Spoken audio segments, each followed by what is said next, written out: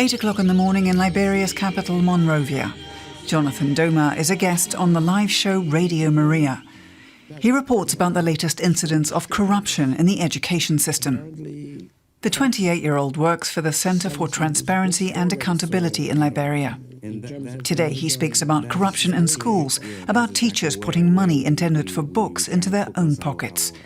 The radio show is an important platform for the activist.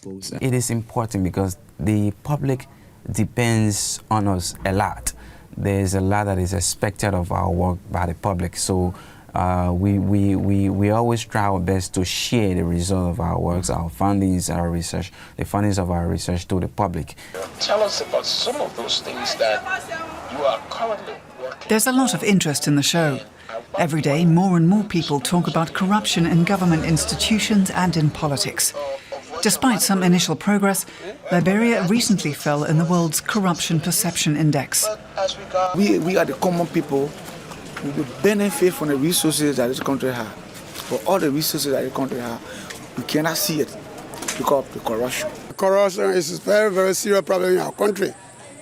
Very serious to the extent that every part of Liberia is being affected by corruption, the public sector and the private sector. Jonathan Doma and his colleagues at Central would be fighting a losing battle were it not for their dedicated volunteers. Their problem, when they cover a case of corruption, it doesn't mean that the offender will be punished.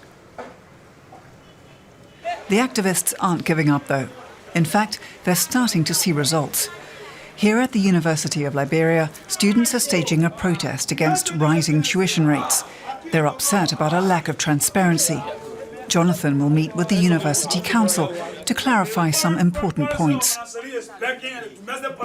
What will be done with the money that is expected to come from the students? What improvements we expect to see? For example, the institution lacks a functional library. They don't have computer labs. They are talking about internet on campuses. None of them are actually happening here right now.